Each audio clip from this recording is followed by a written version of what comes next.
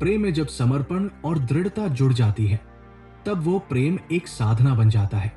आज की कहानी है सती की तपस्या और शिव के आशीर्वाद की, जो हमें बताती है कि सच्चा प्रेम कैसी कैसी कठिन परीक्षाओं से गुजरता है। जब सती ने ये ठान लिया कि वो शिव को ही अपना जीवन साथी बनाएंगी, तो उन्होंने अपनी साधना शुरू कर दी। सती, जो राजकुमारी थी, अपने सारे ऐश्वर्य और सुख को छोड़कर जंगल में तपस्या करने चली गई। घने पेड़ों के बीच, जहां सूर्य की किरणें भी मुश्किल से पहुंचती थी, वहां सती ने अपने प्रेम की अग्नि में तपने का संकल्प लिया। दिन रात का कोई भान नहीं, मौसम की मार हो या भूख प्यास, सती ने अपनी तपस्या में कोई कमी नहीं छोड़ी। उनकी आंखों में बस एक ही आकांक्षा थी, महादेव शिव को प्रसन्न करना। देवताओं ने सोचा, ये राजकुमारी तो अद्भुत शक्ति की धनी है, हमें महादेव से प्रार्थना करनी चाहिए कि वे सती की तपस्या का फल दे। परंतु महादेव, जो ध्यान में लीन थे, किसी भी प्रार्थना को अनसुना कर रहे थे। इसी बीच ब्रह्मा और विष्णु ने शिव से अनुरोध किया कि वे सती की तपस्या का संज्ञान ले। उन्होंने कहा, महादेव, सती का प्रेम और समर्पण अतुलनीय है। यह समय है कि आप उनकी तपस्या को स्वीकार करें। शिव ने अपनी आंखें खोली और एक शांत मुस्कान उनके मुख पर आई। उन्होंने कहा, सती के प्रेम ने मुझे आकर्षित किया है। मैं स्वयं उनके समक्ष प्रकट होकर उन्हें अपना आशीर्वाद दूंगा। सती, जो अब तक ध्यान में लीन थी, अचानक एक दिव्य प्रकाश से घिर गई। सामने महादेव शिव प्रकट हुए। शिव ने सती से कहा, हे सती, तुम्हारी तपस्या ने मुझे प्रसन्न किया है। तुम्हारा प्रेम और समर्पण सच्चा है। मैं तुम्हें अपना हृदय और जीवन समर्पित करता हूं। सती ने शिव के चरणों में नतमस्तक होकर आभार व्यक्त किया। यह क्षण इतना पवित्र और दिव्य था कि समस्त प्रकृति ने मानो उत्सव मनाया। पेड़ झूमने लगे, पुष्पों की वर्षा होने लगी और देवताओं ने स्वर्ग से पुष्प अर्पित किए। दक्ष प्रजापति के मन में अपने दामाद भगवान शिव के प्रति कभी भी आदर नहीं था। शिव, जो साधारण वस्त्रों में रहते थे, मायामोह से परे थे और सांसारिक शान शौकत से कोई लगाव नहीं रखते थे। दक्ष को यह समझ में नहीं आता था कि उनकी पुत्री सती ने इतने वैभवशाली परिवार से निकलकर शिव जैसे योगी को क्यों चुना।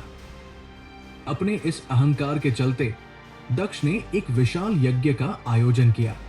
उन्होंने सभी देवताओं और ऋषियों को आमंत्रित किया, लेकिन शिव और सती को बुलाने का कोई विचार नहीं किया। यह यज्ञ उनकी शक्ति और वैभव का प्रदर्शन था, और उन्होंने ये सुनिश्चित किया कि शिव को यह पता चले कि वे इस यज्ञ के लिए आमंत्रित नहीं हैं। जब सती को अपने पिता के यज्ञ की खबर मिली, तो उनका हृदय व्याकुल हो उठा। उन्होंने सोचा, यज्ञ में मुझे और महादेव को क्यों नहीं बुलाया गया? मैं अपने पिता के घर जाकर यह जानना चाहती हूं। उन्होंने अपने पति शिव से अपनी इच्छा जताई। शिव ने उन्हें समझाया, सती, बिना निमंत्रण के जाना उचित नहीं होगा। यह तुम्हारे पिता की जिद है और इसका परिणाम अच्छा नहीं होगा। लेकिन सती अपने परिवार और अपने पिता के प्रति प्रेम में बंधी थी। वे किसी भी तरह यज्ञ में जाना चाहती थी।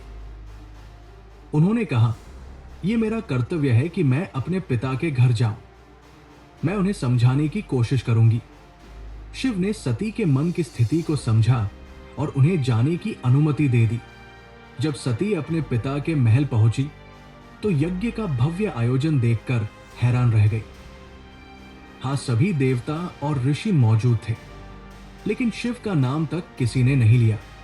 जैसे ही सती ने अपने पिता से बात करनी चाही, दक्ष ने उनके सामने शिव का अपमान करना शुरू कर दिया। उन्होंने कहा, तुम्हारे पति, वो अघोरी जो श्मशान में रहते हैं, वे इस यज्ञ में स्थान पाने योग्य नहीं है। मैं उन्हें आमंत्रित करके अपने यज्ञ का अनादर नहीं कर सकता। सती के लिए ये शब्द असहनीय थे। उनका हृदय टूट गया। उन्होंने अपने पिता को रोकने की कोशिश की, लेकिन दक्ष के अहंकार ने उन्हें और भी कठोर बना दिया। सती ने देखा कि उनके पिता का यह व्यवहार केवल उनके पति शिव का नहीं, बल्कि उनके अपने सम्मान का भी अपमान था। अपमान और दुख से भरी सती ने यज्ञ के वेदी के पास जाकर सबके सामने कहा, मेरे पिता, आपने मेरे पति का अपमान किया है, जो देवों के देव है। आपने ये यज्ञ अपने अहंकार के लिए किया है, न कि धर्म के लिए। अब इस शरीर में रहने का कोई अर्थ नहीं है जो अपने पति के अपमान को सहन नहीं कर सकता। सती ने अपनी ध्यान शक्ति से अपने प्राण त्याग दिए और यज्ञ की अग्नि में समा गई। चारों ओर हाहाकार मच गया। देवता स्तब्ध रह गए। सती का बलिदान केवल उनके प्रेम का नहीं, बल्कि उनके आत्मसम्मान और धर्म का प्रतीक बन गया। जब यह समाचार भगवान शिव तक पहुंचा, तो वे अपने ध्यान से उठे और उनके नेत्रों में क्रोध की ज्वाला धधक उठी। उन्होंने अपने जटाओं से एक अंश निकालकर वीरभद्र को उत्पन्न किया और कहा, जाओ, दक्ष के यज्ञ का विनाश करो। वीरभद्र ने अपने गणों के साथ यज्ञ स्थल पर पहुंचकर वहां हाहाकार मचा दिया। दक्ष को भी अपने घमंड की सजा मिली। शिव खुद यज्ञ स्थल पर पहुंचे। उन्होंने सती के शरीर को अपनी गोद में उठाया और पूरे ब्रह्मांड में तांडव नृत्य करने लगे। ये नृत्य केवल शिव का दुख ही नहीं, बल्कि सती के अपमान का प्रतिशोध भी था। उनकी हर पदचाप से धरती कांप उठी, पहाड़ ध्वस्त होने लगे और प्रकृति का संतुलन बिगड़ने लगा। शिव के तांडव से देवता भयभीत हो गए। वे जानते थे कि यदि शिव का यह क्रोध शांत नहीं हुआ, तो तीनों लोकों का विनाश निश्चित है। वे विष्णु के पास गए और उनसे इस संकट को रोकने की प्रार्थना की। विष्णु ने सुदर्शन चक्र का उपयोग करके सती के शरीर के टुकड़े टुकड़े कर दिए, जो पृथ्वी के विभिन्न स्थानों पर गिर गए। इन स्थानों को बाद में शक्तिपीठ के रूप में पूजा जाने लगा। सती के शरीर को बिखरते हुए देखकर शिव का क्रोध शांत हुआ, लेकिन वे गहरे शोक में डूब गए। उन्होंने संसार से विरक्त होकर हिमालय की गुफाओं में जाकर तपस्या करने का निर्णय लिया। वहां उन्होंने अपनी सारी शक्ति और ध्यान को साधना में केंद्रित कर लिया। उनके वैराग्य ने समस्त देवताओं और प्राणियों को गहन दुख में डाल दिया। सती का बलिदान केवल शिव के लिए ही नहीं, बल्कि समस्त ब्रह्मांड के लिए एक शून्य की स्थिति ले आया। देवता ये जानते थे कि शिव और सती का मिलन ही इस दुख को समाप्त कर सकता है। सती का प्रेम और भक्ति अमर थी। उन्होंने अपने अगले जन्म में पार्वती के रूप में जन्म लिया। पार्वती हिमालय की पुत्री थी और अपने पूर्व जन्म की स्मृतियों से परिचित थी। वे जानती थी कि उनका जीवन शिव को पुनः पाने के लिए समर्पित है। बचपन से ही पार्वती ने शिव की भक्ति की और अपने मन में ठान लिया कि वे शिव को अपना पति बनाएंगी। पार्वती ने कठोर तपस्या शुरू की।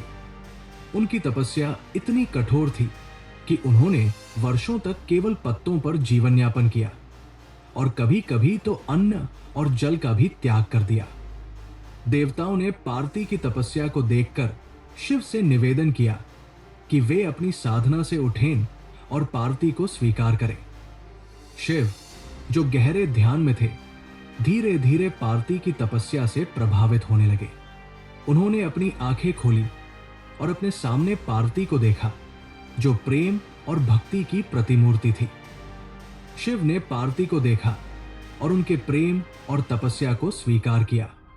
उन्होंने पार्वती को अपनी पत्नी के रूप में स्वीकार कर लिया और इस प्रकार सती का पुनर्जन्म उनके पुनर्मिलन के रूप में संपन्न हुआ।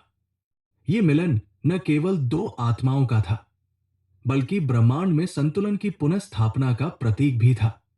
यदि आपको यह कहानी पसंद आई हो, तो हमारे चैनल को सब्सक्राइब करें, लाइक करें और अपनी राय कमेंट में लिखें। अगली बार हम एक और रोचक कथा लेकर आएंगे। तब तक के लिए नमस्कार।